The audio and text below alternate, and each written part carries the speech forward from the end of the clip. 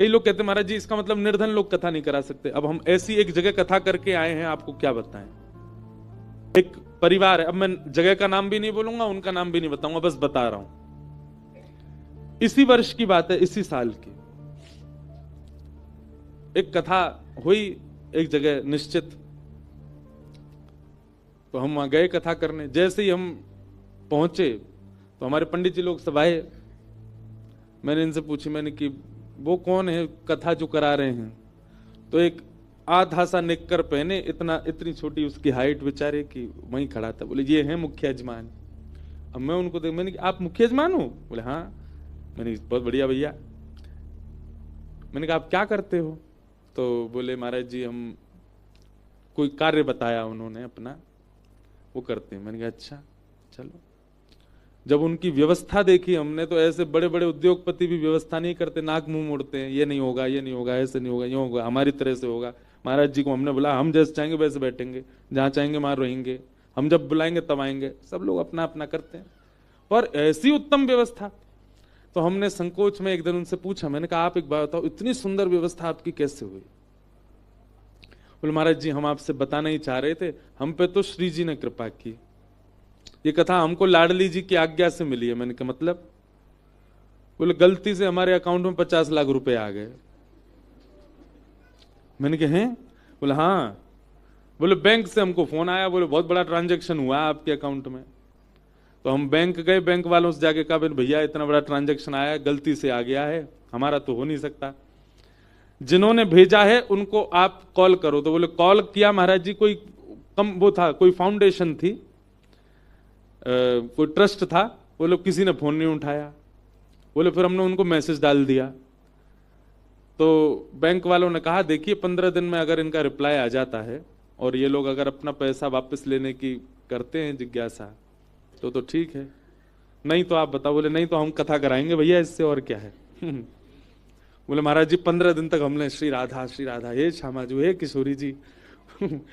मन में ये भी भाव था कि भाई गलत पैसा यूज नहीं करना है, वो व्यक्ति जिसका भी ये बेचारा ले वापस, लेकिन मन में हो रहा था हे श्यामाजू कथा तो हम करा लेंगे, लेकिन हमको ऐसी करानी कि पूरा शहर आवे, सबकी भोजन की व्यवस्था हो, सबका लंगर हो, सबका भंडारा हो, और हम महाराज जी कथा सुनते हैं, हम इनको पूरे इनकी मंडली आवे, सब आवे, हमारा इतना खर्चा नहीं, खर्चा व्यवस्थाओं का खूब है।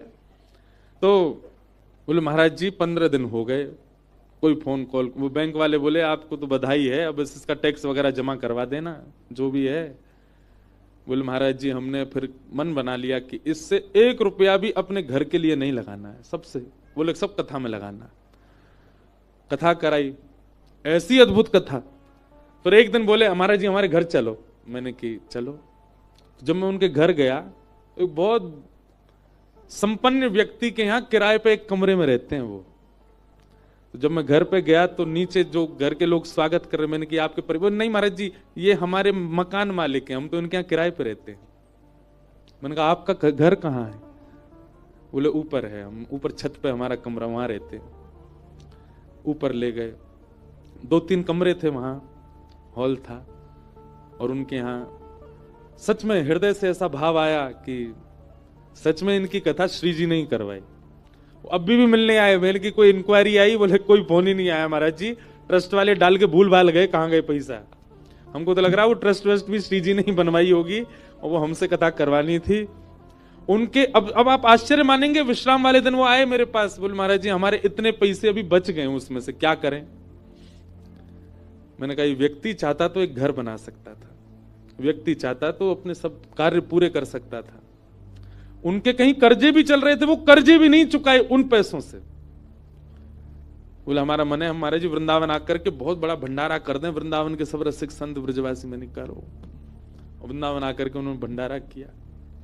बड़े बड़े अरब खरबपति लोग 10-10 रुपया बांटते हैं भंडारे में भी, 500-500 रुपए बांट रहे थे सबको। 1 रुपया भी मेरे प्रयोग में नहीं रहना चाहिए, सब ठाकुर जी की सेवा। ऐसे ऐसे लोग भी हैं बहुत, हर कथा में एक अनुभव होता है। तो कृपा साध्य है कथा। आप लोग भी जपना शुरू कर दो, आपके अकाउंट में भी आ जाए गलती से।